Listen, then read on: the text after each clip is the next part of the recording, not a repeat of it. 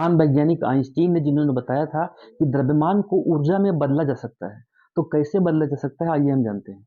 देखो, ये 4 किलोग्राम लकड़ी है, 4 केजी द्रव्यमान की एक लकड़ी है, लकड़ी का गुट्टा है। इसके अंदर अगर जो आग जलाया जाए, यहाँ पर इसको आग से फूंक दिया जाए, तो राख हमको कितनी मिलेगी? राख मिलेगी 2 केजी, लमसम में 2 केजी मिलेगी, शायद इससे भी कम मिलेगी। बाकी का 2 केजी द्रव्यमान कहाँ गया?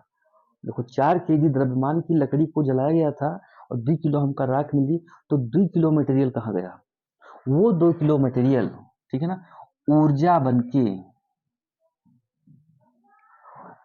द्रव्यमान को जलाने पर 4 किलोग्राम लकड़ी के गुट्टे को जलाने पर 2 किलो तो राख बची, बाकी 2 किलो उत्सर्जित हो गई ऊर्जा बनके, लकड़ी से बाहर चली गई, उत्सर्जन बाहर निकल गई, ठीक है ना। वो ऊर्जा ऊष्मा ही तो थी, यानी कि इनके अनुसार देखो, द्रव्यमान को ऊर्जा में कन्वर्ट कर दिया।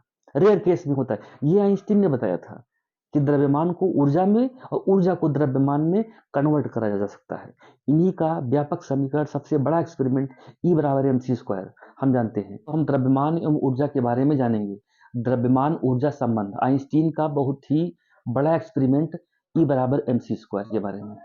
तो आइंस्टीन से पहले ये माना जाता था, आइंस्टीन के समय से पहले ये माना जाता था कि द्रव्यमान एवं ऊर्जा दो अलग अलग भौतिक राशियां हैं, जिनका एक दूसरे से कोई लेना देना नहीं होता है। द्रव्यमान किसी चीज की बनावट होती है और ऊर्जा कार्य करने की क्षमता को कहते हैं हम लोग। तो ये आइंस्टीन से पहले माना जाता था, लेकिन आइंस्टीन के सापेक्षता सिद्धांत ने ये सिद्ध कर दिया कि द्रव्यमान और ऊर्जा एक ही भौतिक राशि के दो अलग अलग रूप हैं, जिनको आपस में बदला जा सकता है, और किसी पदार्थ में उसके द्रव्यमान के कारण ही उसमें ऊर्जा इन्वॉल्व होती है। ये आइंस्टीन ने बताया था। यानी कि यदि किसी पदार्थ के द्रव्यमान में m द्रव्यमान की क्षति हो जाए, m द्रव्यमान की कमी हो जाए किसी पदार्थ में, तो उसमें उत्पन्न ऊर्जा E बराबर mc² से हम निकाल सकते हैं। ये आइंस्टीन का द्रव्यमान ऊर्जा समीकरण था, और इसमें m द्रव्यमान है हमारा और c प्रकाश का वेग है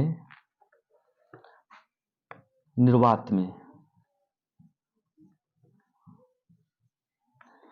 प्रकाश का वेग होता है 3 × 10⁸ मीटर प्रति सेकेंड। इसमें एक चीज ध्यान देने योग्य बात यह है, यदि हम द्रव्यमान को केजी में रखेंगे तभी प्रकाश का वेग जो है 3 × 10⁸ मीटर, यानी कि प्रकाश के वेग को मीटर प्रति सेकेंड में रख सकते हैं। यानी कि द्रव्यमान को हम केजी में रखें तो वेग रखेंगे मीटर प्रति सेकेंड में। ये इसका नियम है। आप देखो, इनके अनुसार, आइंस्टीन के अनुसार, यानी कि द्रव्यमान को हम ऊर्जा में कैसे बदल सकते हैं। पहले था कि द्रव्यमान को ऊर्जा में नहीं बदला जा सकता है। देखो, द्रव्यमान का संरक्षण जो है, द्रव्यमान संरक्षण का नियम क्या कहता है? किसी घटना से पहले किसी वस्तु का द्रव्यमान जितना रहा होगा, घटना होने के बाद भी वस्तु का द्रव्यमान उतना ही रहेगा। ये द्रव्यमान संरक्षण का रूल्स कहता है। जबकि ऊर्जा संरक्षण का रूल्स क्या कहता है? ऊर्जा ना तो उत्पन्न होती है और ना ही नष्ट होती है, इसे हम एक रूप से दूसरे रूप में कन्वर्ट करते हैं, ये ऊर्जा संरक्षण कहता है। लेकिन इनके अनुसार, आइंस्टीन के अनुसार, द्रव्यमान को हम अगर जो किसी पदार्थ के द्रव्यमान में कुछ कमी आएगी तो उसमें उत्पन्न ऊर्जा भी कुछ ऊर्जा होगी। देखो, समझते हैं। अगर जो ये हमारा मान लीजिएगा लकड़ी है, ये लकड़ी है हमारा 4 केजी, आइंस्टीन के अनुसार इस लकड़ी को अगर जो जलाया जाए, आग से इसको जलाया जाए, तो जो राख बचेगी वो कितनी होगी? मान लेंगे हम कि 2 केजी राख होगी। भाई, राख तो 2 केजी से भी कम निकलती है, 2 केजी राख होगी। 4 किलोग्राम का लकड़ी यानी द्रव्यमान, द्रव्यमान किसी चीज की बनावट, स्ट्रक्चर, 4 किलोग्राम लकड़ी को जला के 2 किलोग्राम राख मिली। बाकी का 2 किलोग्राम मटेरियल कहाँ गया? वो ऊर्जा में कन्वर्ट हो गया। यानी कि राख हमारी कितनी बची? 2 किलो। तो 2 किलो कहाँ गया? वो द्रव्यमान ऊर्जा में बदल गया। ये इनका नियम कहता है, ठीक है। अब इनके अनुसार हम अगर जो ऊर्जा को निकालें, द्रव्यमान को नष्ट करें और ऊर्जा को निकालें, तो कैसे निकालेंगे? अगर जो 1 ग्राम ऊर्जा में एक ग्राम द्रव्यमान को नष्ट करने पर कितनी ऊर्जा हमको मिलेगी, तो यहां से हम निकाल सकते हैं। देखो 1 ग्राम में, अब यहां पर हमने बताया है कि जब प्रकाश का वेग मीटर प्रति सेकंड में होगा तो हम लोग द्रव्यमान को केजी में रखेंगे। यहां पर हमने ग्राम लिया है, अब इसको स्टैंडर्ड फॉर्म में बदले हम अगर तो 1 ग्राम में होता है